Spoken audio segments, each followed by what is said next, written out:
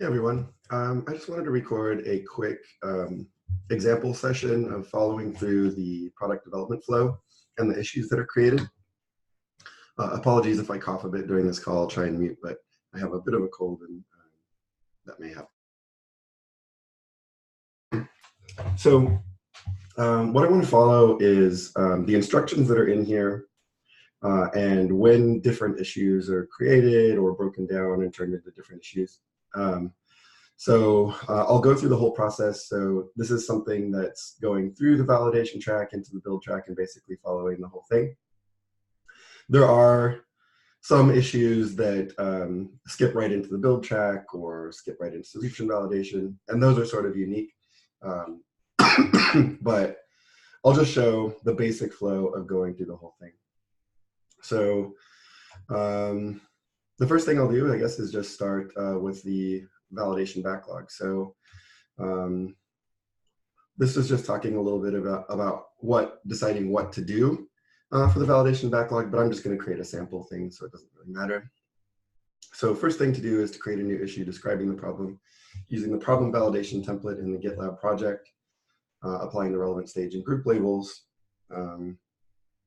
If you're doing something related to an open issue or epic, ping in that issue so that people are aware and can participate in the conversation. So I'll go ahead and do that now. I'll make a new issue. The problem validation template here, and I'll call it problem validation sample. And then normally I would fill this all out with my problem statement, do the reach, impact, confidence, and effort analysis. The template automatically will apply the validation backlog label. So that's great. And then I'll just call this release, it doesn't matter, category, call it pages, and group. Just as an example, I'll delete this issue at the end. Great, so at this point I have the issue here in the problem validation form. And the next steps are to complete all of this and then apply the workflow validation backlog label. Actually, the template does that.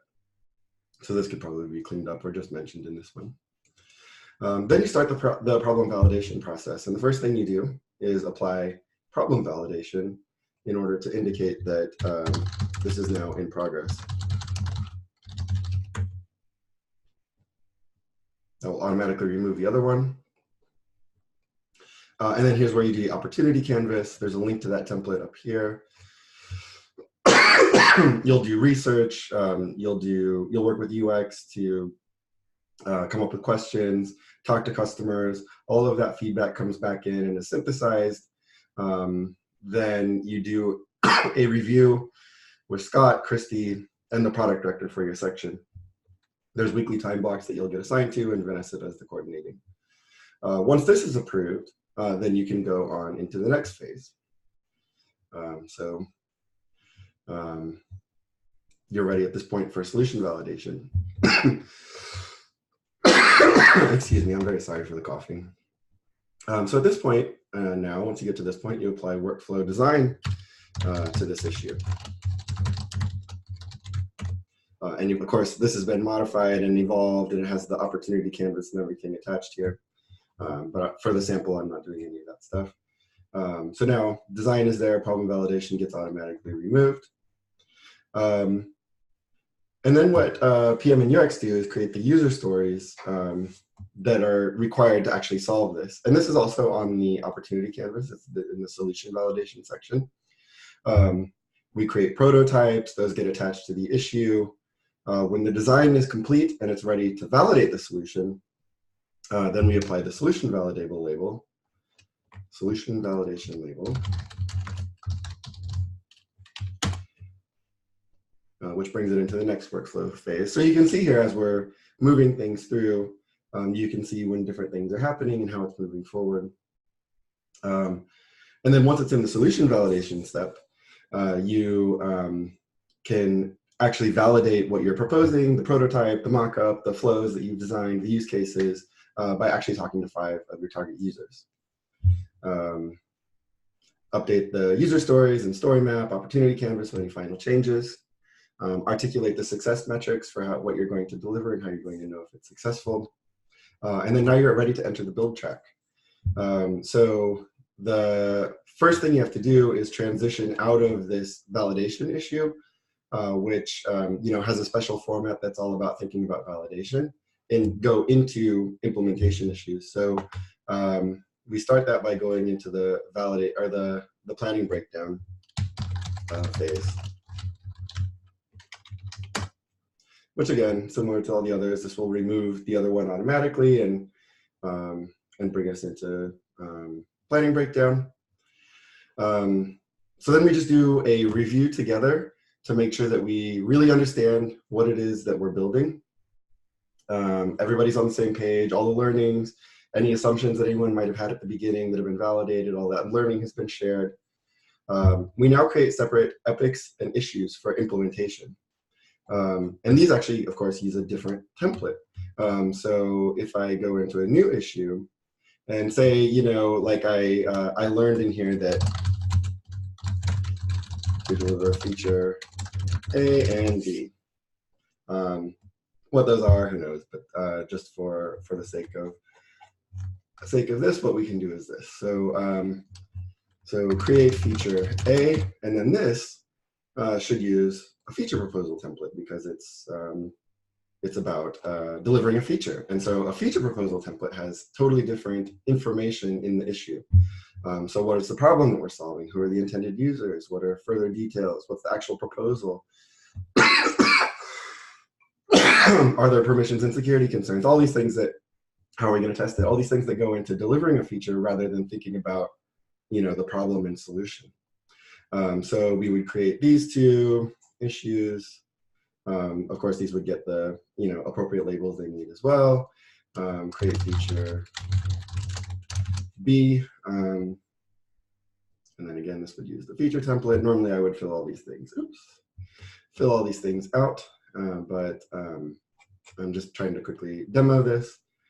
And then probably what I would also do in this case is create a epic to tie these two together, because these are both coming out of this one problem validation. So creating feature A, creating feature B actually adds up to one problem here. So these probably make sense to have an MVC epic that ties them together. I can go ahead and do that.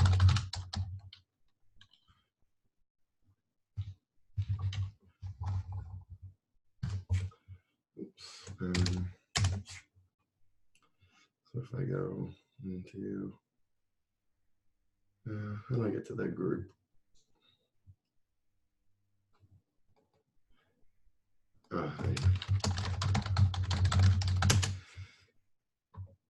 Okay, so then,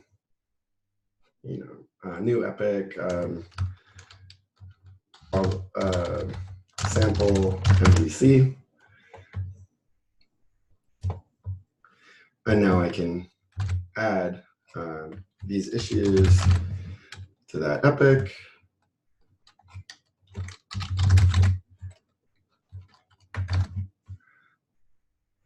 And now I have a nice epic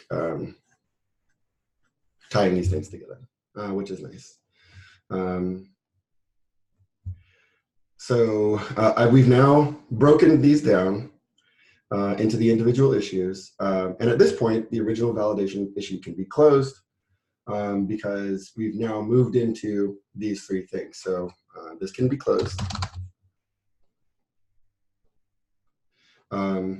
We should probably also, normally you would also link to here.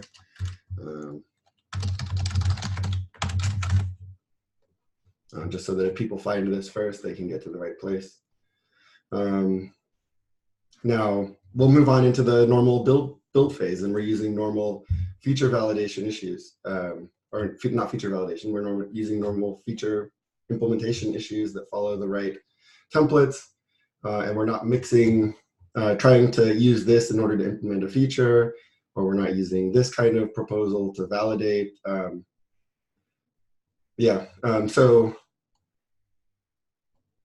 just wanted to share this, to explain what my understanding of how this process works on this page by following the instructions. I don't necessarily think or I'm trying to say that it's the perfect process, but when people are saying that they're using these issues in order to deliver features or these issues to do problem validation, I don't understand how you could follow the instructions here and end up with that, unless people are doing, it's certainly possible. I don't know what everyone's doing. Like maybe some people are, when they get to this point, instead of following the step that says close the issue, they're just going in here and changing this then to a feature proposal, which is potentially okay. But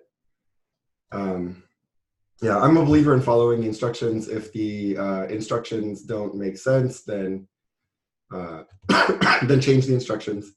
But this is my understanding, so I just wanted to share what I've been doing and what I understand the instructions to be on this page. And yeah, feedback is welcome. Thank you.